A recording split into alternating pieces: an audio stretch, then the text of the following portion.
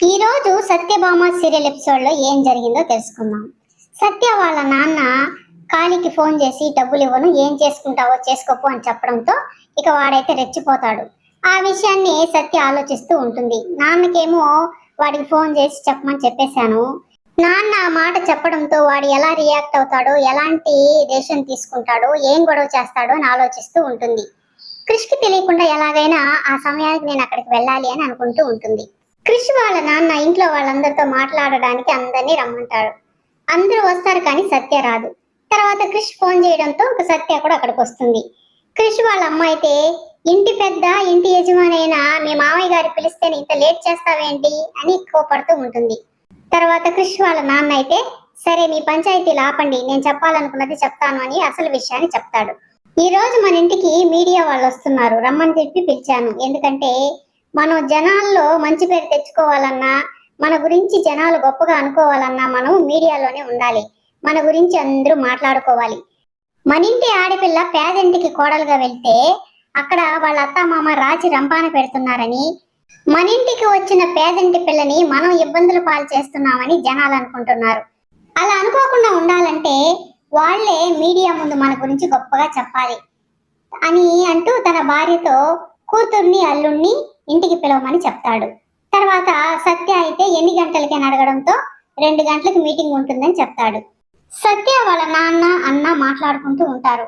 ఖాళీ వచ్చే సమయానికి సంధ్యని కాలేజీకి పంపించేసి, తర్వాత నీ భార్యను కూడా ఎక్కడికైనా బయటకు తీసుకెళ్లరా, అప్పుడైతే విషయం ఎవరికి తెలియకుండా ఉంటుంది అని చెప్పడంతో, ఎప్పుడు ఎక్కడికి తీసుకెళ్లకుండా ఇప్పుడు బయటకు తీసుకెళ్తాను అంటే నమ్మదు నాన్న, అనుమానిస్తుంది అని వాళ్ళన్న చెప్తూ ఉంటాడు. అంతలో తన భార్య వచ్చి, మా అమ్మ ఫోన్ చేసింది, నిన్ను నన్ను ఇంటికి రమ్మని పిలిచింది అని చెప్తుంది.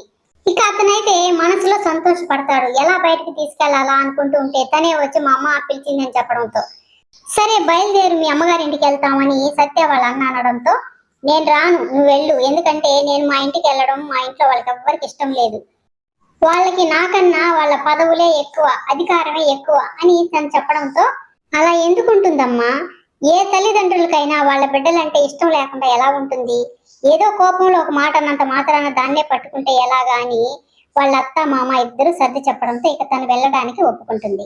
క్రిష్ వాళ్ళ ఇంట్లో మీడియా వాళ్ళు వస్తున్నారని అందరూ రెడీ అవుతా ఉంటే క్రిష్ సత్య కోసం వెళ్ళి చూస్తే సత్య కనపడదు. ఇక ఇల్లంతా వెతికి వాళ్ళ అమ్మని అడగడంతో ఎక్కడో ఉంటుంది చూడరా అంటుంది.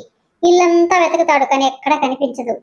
సత్య వాళ్ళ నాన్న నానమ్మ కూర్చొని ఉంటే సంధ్య అక్కడే ఉంటుంది.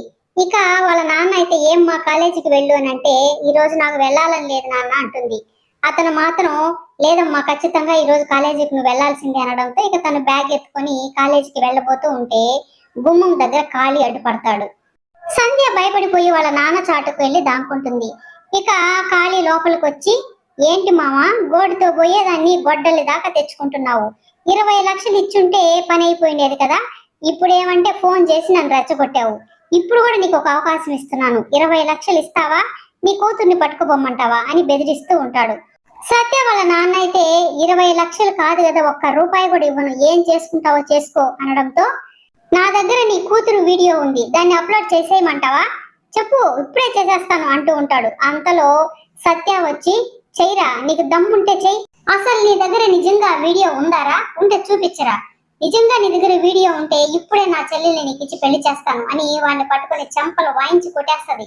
నా గురించి నీకు సరిగా తెలియకుండా తొందరపడుతున్నావు సత్య, ఒక్కసారి నన్ను కొట్టిన దానికే నేను ఇక్కడ దాకా తీసుకొచ్చాను, మళ్ళీ కొడుతున్నావు, తర్వాత ఏం జరుగుతుందో నువ్వు ఊహించలేవు, నిన్ను కిడ్నాప్ చేసి ఒక రాత్రంతా నా దగ్గరే పెట్టుకున్నాను అని క్రిష్కి చెప్పానే అనుకో, బుర్రకథ విన్నట్టు వింటాడు అనుకుంటున్నావా, వదిలేస్తాడు, నీ కాపురమే నాశనం అయిపోతుంది అని ఖాళీ బెదిరిస్తూ ఉంటాడు.